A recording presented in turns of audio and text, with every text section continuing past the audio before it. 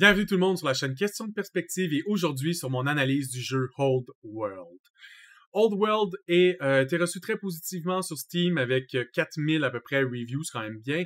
Date de parution 19 mai 2022, donc c'est un jeu qui est quand même assez récent. Là, moi, tout ce qui est passé 2020, ça reste assez récent.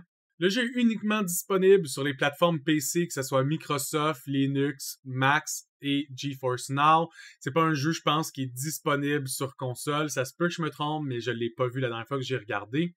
Et le jeu a été développé par Mohawk Game, qui ont entre autres fait Off-World Trading Company, qui est un autre jeu que vous m'avez vu tester sur la chaîne.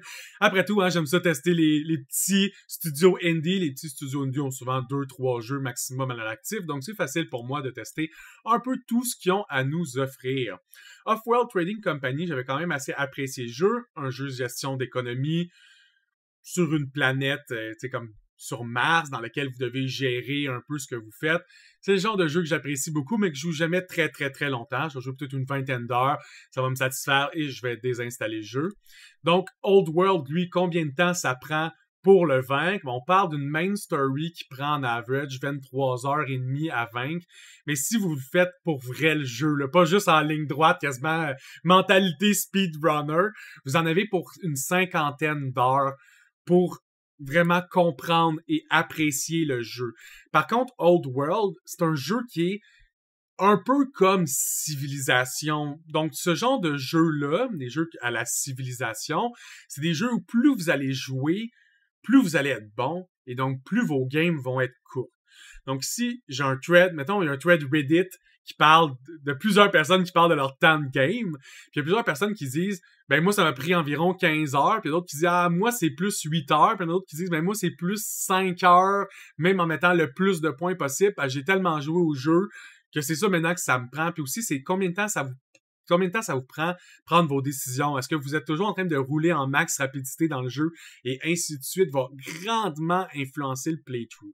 Donc, on parle d'une 50aine d'heures pour faire la campagne, vraiment comprendre les choses dans le jeu. Mais après ça, quand vous allez jouer des games, vous pouvez en jouer à l'infini. Donc, le jeu, il y a infini temps de jeu si vous voulez. Mais les jeux vont prendre entre 4 heures à 20 heures, dépendant de comment vous êtes vite dans vos games, tout simplement. Dans l'opening du tutoriel de Old World, ça nous explique que les scouts va être la façon par laquelle vos nations vont explorer la map et que vous allez avoir des city-sites qui seront fondés, vous allez avoir des ressources qui sont harvestable, donc ramassables, vous allez pouvoir les cultiver et vous allez avoir des luxuries que vous allez créer, donc des ressources transformées que vous allez pouvoir aussi gérer. Vous allez pouvoir recruter des armées et exterminer vos rivaux, vos nations rivales ou encore les tribus barbares qui vont essayer de mettre la marde dans votre civilisation. Et évidemment, vous allez pouvoir aussi échanger avec eux ou même acheter des barbares pour votre armée, puisque tout ceci sera votre choix, vous, suzerain de votre empire.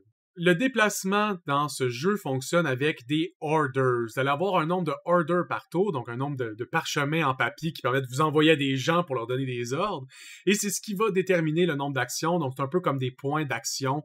Voyez ça comme des action points dans tous les autres jeux similaires.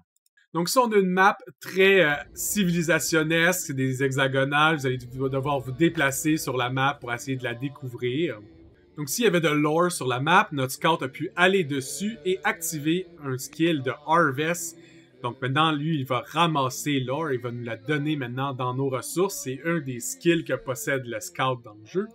Donc, voici comment se passent les combats. Hein? C'est exactement comme dans Civilisation. Vous voyez des petits bonhommes qui font des animations de swinger un peu dans le vide vers les autres petits bonhommes. Ça roule des dés de dégâts.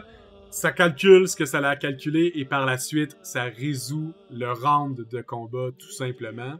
J'aimerais dire que le tutoriel il est vraiment bien fait. Il y a 5 étapes, je me trompe pas, puis les 5 étapes vont vraiment aller d'un point A à un point B. Après ça, point B va vous montrer une autre stratégie. Donc A, là, c'était juste, on déplace des scouts, on harvest avec les units, puis on apprend les bases du combat.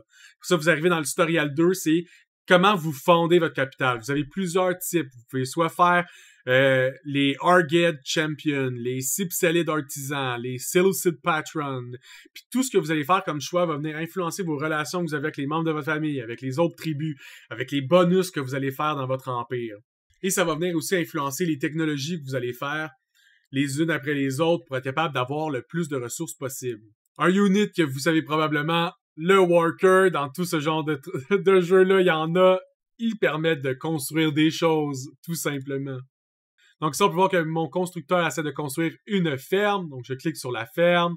Et là, il a fait, dans sa petite location ici en haut, on peut voir mes districts dans la ville. Design qu'on a l'habitude. Je trouve que c'est un jeu qui a été un bon entre-deux. Moi, j'ai joué à toutes les civilisations, même au tout récent, je l'ai installé en ce moment. Mais ce jeu-là a été un bon jeu pour moi entre les deux. Est-ce que je le préfère aux nouveaux civilisations? Non.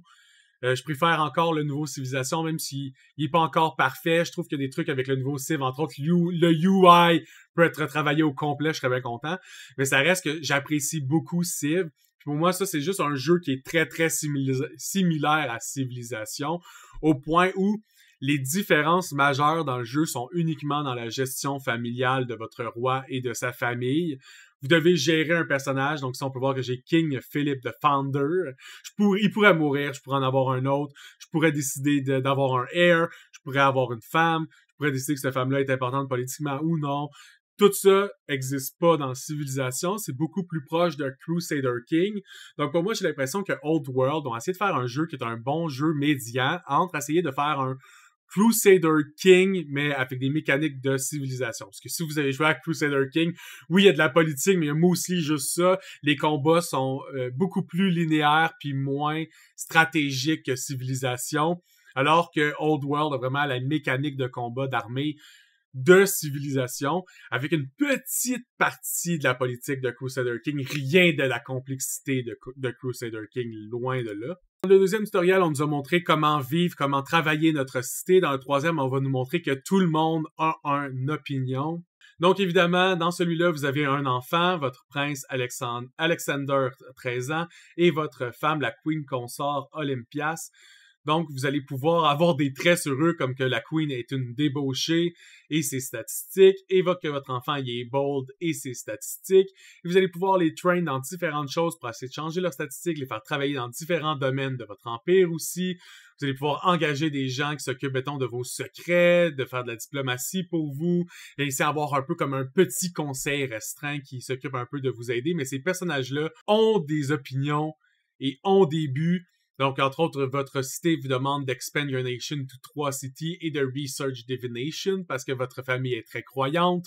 Donc, même si vous voulez un personnage qui ne l'est pas, il faut qu'il en mette dans sa cité parce que sa cité lui demande. Donc, si c'est toutes les explications de l'opinion, je vais pas vous le lire. Vous pouvez faire pause puis vous le lire si jamais vous le voulez. Mais c'est pour vous montrer que ça a de l'influence directe. Il faut que les membres de votre famille et de votre cité soient heureux. Dans les choses que vous pouvez faire, vous pouvez influencer les membres de votre famille. Donc, si on veut que la reine, elle nous aime, fait qu'on va commencer à l'influencer, que ce soit la courtiser, à lui mettre de l'attention sur elle pour qu'elle se sente aimée. Quand vous cliquez sur un worker, vous allez toujours avoir les propositions de votre empire. Donc, conseil de faire une ferme ici, entre autres. Donc, c'est ça que j'allais faire. Mais vous allez pouvoir voir toutes les ressources ici qui se font sur la chaîne. Donc, je cache la Shrine of Zeus, la Shrine of Poséidon, il y a l'Odéon, il y a un Quarry, il y a une mine, il y a une ferme. Donc, tous ces choix-là sont possibles de faire. Je peux aussi upgrader des choses. Je peux faire des routes pour accélérer les déplacements des troupes vers un endroit A à un point B. Je peux harvest des matériaux, comme s'il y avait du wheat, j'aurais pu, mettons, harvest de wheat, et ainsi de suite. Donc, toutes les actions sont très claires, indiquées facilement. Ici, on peut voir que on doit faire une religious conversion de Prince Alexander to Greek paganism, parce que malheureusement, il n'est pas dans le Greek paganism, cet enfant-là, puis moi j'aimerais ça qu'il soit comme sa mère.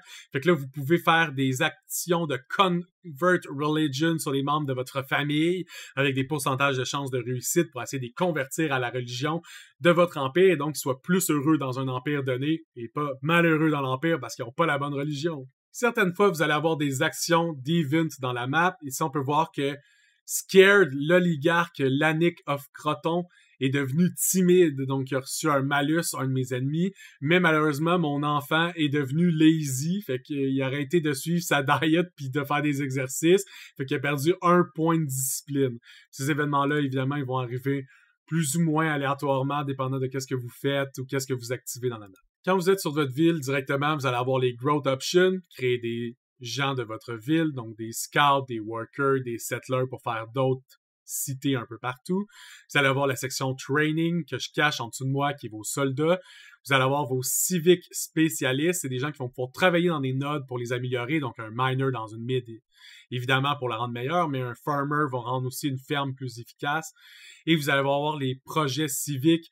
Donc, c'est un peu comme les fêtes culturelles dans Civilisation. C'est des choses que vous allez pouvoir investir pour vous donner des bonus plus en statistiques qu'en bâtiments réels. Je vais terminer en parlant des recherches. Vous allez pouvoir rechercher des choses. Ces choses-là vont vous donner des nouvelles constructions. Donc, si je venais rechercher Labor Force, ben, j'aurais des roads, j'aurais une révélation, je pourrais faire une action de slavery puis une action de freedom.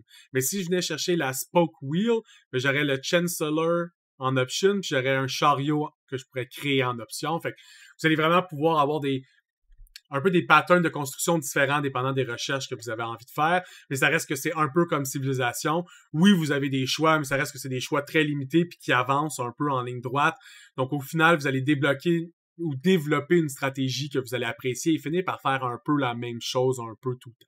Donc, est-ce que j'ai apprécié Old World? Oui, définitivement, c'est un jeu que je conseille. Je pense qu'il est pour tout le monde qui aime les jeux de grande stratégie. Par grande stratégie, j'implique les jeux comme Civilization, Crusader King. C'est des genres de jeux qui sont pas de la stratégie tour par tour ou de la stratégie en temps réel. C'est vraiment de la stratégie sur le long terme, c'est de faire des petites actions qui vont devenir des grands choix pour plus tard. Une game qui va souvent durer autour de 15 à 20 heures. Donc, toutes ces choses-là ensemble, c'est un jeu aussi qui nécessite énormément de lecture. Si vous aimez pas lire, c'est pas pour vous, ce genre de jeu-là. Je vous demanderais même de l'éviter si vous appréciez les jeux d'action. C'est pas non plus un jeu d'action. Au final, c'est un board game, mais dans lequel vous avez beaucoup plus de lecture à faire pendant la game au lieu de la faire avant la game. C'est tout simple. Et les choses sont gérées automatiquement. Personnellement, comme je disais, j'ai très apprécié le jeu. Old World est le fun.